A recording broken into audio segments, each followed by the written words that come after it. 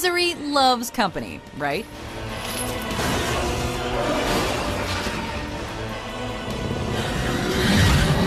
Welcome to WatchMojo.com, and today we're counting down our picks for the top 10 movies with multiple villains. For this list, we're looking at the movies that were best at handling multiple antagonists. How much you want? Half. In order to count as multiple villains, they must each have different motivations. This excludes movies like Kill Bill, in which Bill and the Deadly Viper Assassination Squad all have the same goal, or Scott Pilgrim vs. the World, in which the League of Evil Exes works towards the same thing. Prepare to feel the wrath of the League of Evil Exes. Also, we'll be discussing major plot elements, so beware of spoilers. You still looking for us? We found what we're looking for. Number 10. Walter Peck and Gozer, Ghostbusters. Now you either show me what is down there, or I come back with a court order. Here's a pretty wide character gap. An ancient Sumerian god and an EPA agent. Guess that's just the kind of stuff you have to deal with when you're running a ghost extermination business. The choice is made. Whoa! The villains of this beloved comedy want Venkman, Stantz, Spangler, and Zeddemore destroyed for wildly different reasons. For Gozer, it's because they're the only thing that stands between it and conquering the world. Are you a god?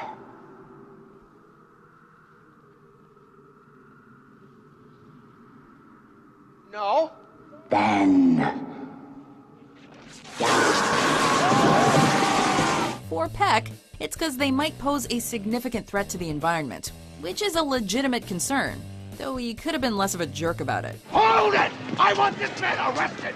Captain, these men are a criminal violation of the Environmental Protection Act! Thankfully, they both get their comeuppance when the team busts Gozer, and its marshmallow remains end up all over Peck. Smells like barbecued dog hair.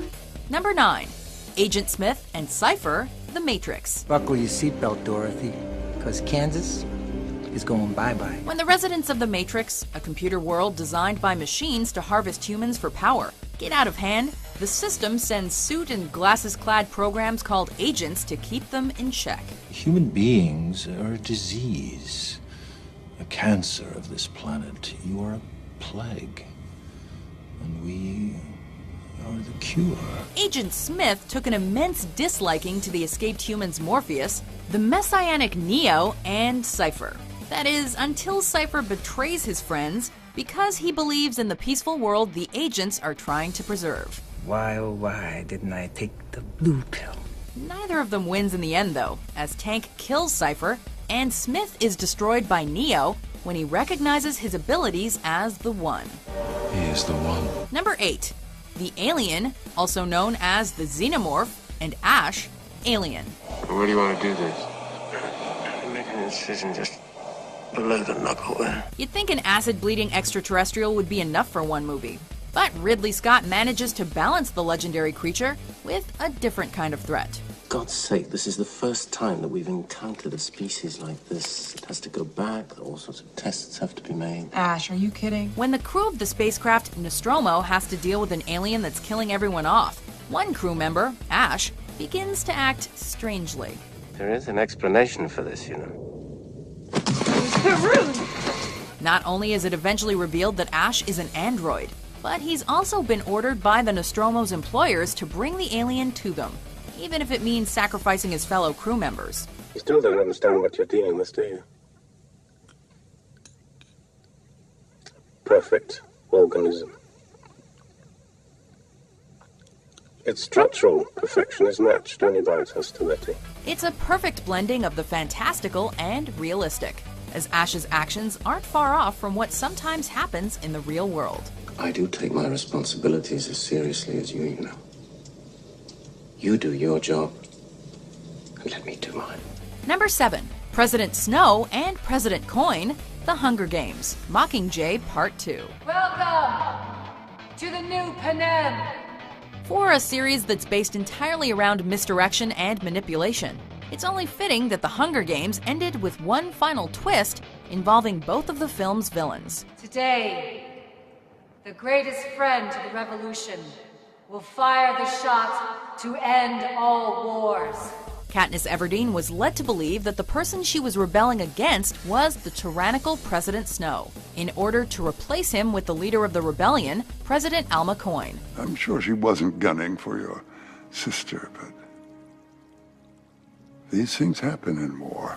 But after Katniss learns that Coin gave the order that killed her sister Prim, she decides to make one last decision at what is supposed to be Snow's execution. She aims her bow and arrow at Coin and fires.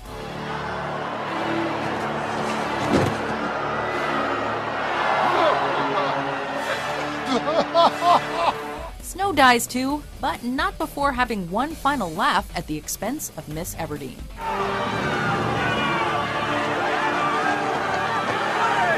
Number 6. Past Magneto, Bolivar Trask, and Sentinels, X-Men Days of Future Past. You'll need a new weapon for this war.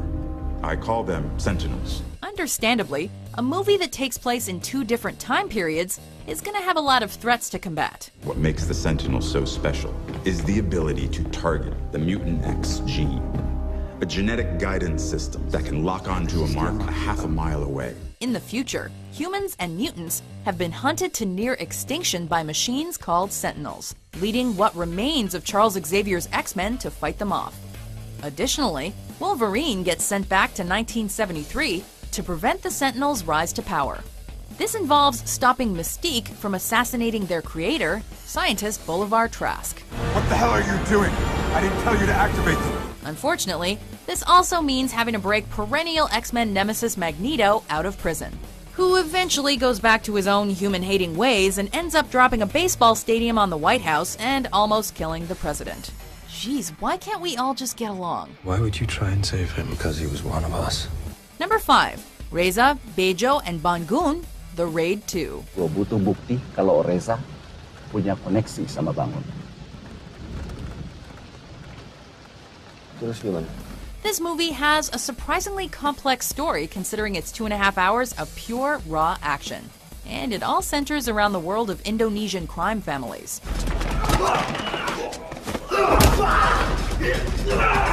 In it, undercover cop Rama wants to kill gang lord Bejo for murdering his brother, but first has to get through other crime lords like Bangun and corrupt police commissioner Reza.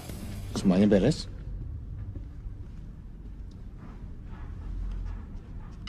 Urusin dia. While the 3 do their best to make sure that Rama does not win, they are no match for the former SWAT team member. Thankfully, this conflict is based around some of the most amazing martial arts work ever seen in any film.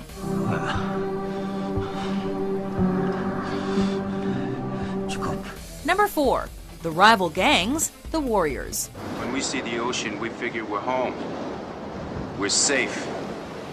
This time you got it wrong. After being framed for killing the leader of the Gramercy Rifts gang, the Coney Island-based Warriors have to face a number of other gangs if they want to survive. Well, pretty soon every gang's just gonna boogie right in. Soldier right through. These include the Lizzies, the only all-female gang in the film, the Turnbull ACs, who are all bald and ride in a graffiti-covered school bus, and the Baseball Furies, who dress like New York Yankees and wield baseball bats. But the film is a build-up to the Warriors' confrontation with the Hell's Kitchen-based rogues, who utter the legendary threat. Warriors, come out to play. Number 3. Sauron, Gollum, and Saruman, The Lord of the Rings, The Return of the King. The ring is mine. Frodo's journey finally ends in epic fashion, with appropriate levels of villainy to match its brave heroes. Gandalf and company finally triumph over the evil wizard Saruman, while Frodo and Sam deal with the dual threat of Gollum and Sauron, who both want to reclaim the One Ring for themselves. While Sauron unleashes his armies upon Gandalf and Aragorn, Gollum reverts to his old ways and tries to retake the ring from Frodo, but is killed when Frodo throws him into the fires of Mount Doom, while holding the ring.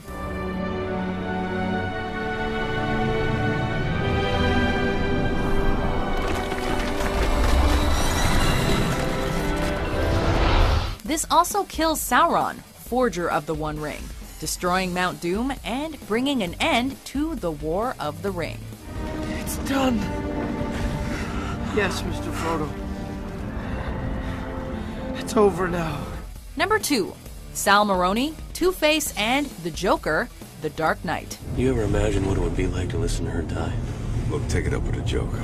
The Batman series has proven to be one of the best at handling multiple villains. From the Penguin, Catwoman, Max Schreck triple threat of Batman Returns, to the unfolding mystery involving Falcone, Scarecrow, and Ra's al Ghul in Batman Begins. Anger does not change the fact that your father failed to act. But The Dark Knight handles its villains the best, by including Batman's greatest foe, while leaving room for other developed baddies. If it's so simple, why haven't you done it already? If you're good at something, never do it for free. When Italian mobster Sal Maroni and his fellow gangsters recruit the psychopathic, chaotic Joker to carry out their dirty work, things turn really dirty. I just did what I do best. I took your little plan and I turned it on itself. This culminates in the Joker turning the once noble Harvey Dent to the side of evil, resulting in Batman having to take out his one-time ally. Thank you. You don't have to thank me. Before we unveil our number 1 pick, here are some honorable mentions. いつか死ねよ、ブス。人のこと嫌いになるってのはそれなりの覚悟をしろってことだからな。 What your father did to my family over 40 years, I will do to you in 40 minutes. A bird? You want a bird? I want my bird. I can get you a bird, I can get you 10 birds. I want my bird. Nuzdar Numish. Thrakol Bilakar Nuak Nash. There you are, thief in the shadows.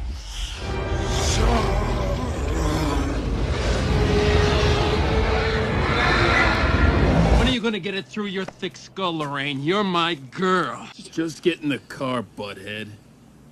Who you calling butthead, butthead? Did you get kicked out of another boarding school?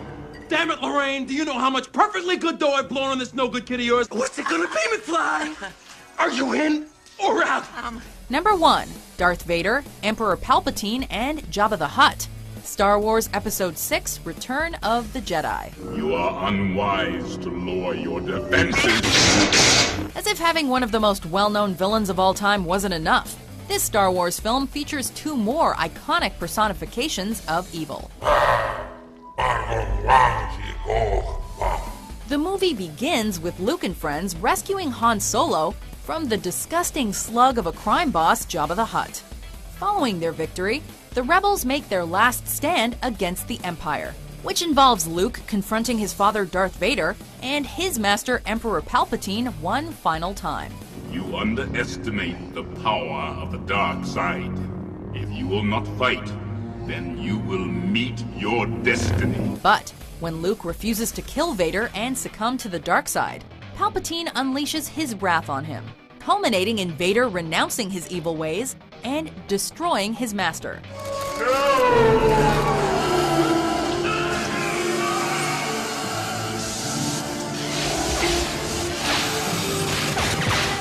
And there's also Boba Fett, for like 10 minutes. Boba Fett!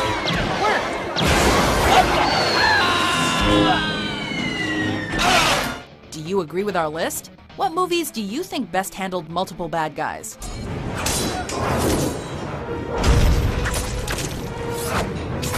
For more insidious top 10s published every day, be sure to subscribe to WatchMojo.com. You warriors are good. Real good. The best.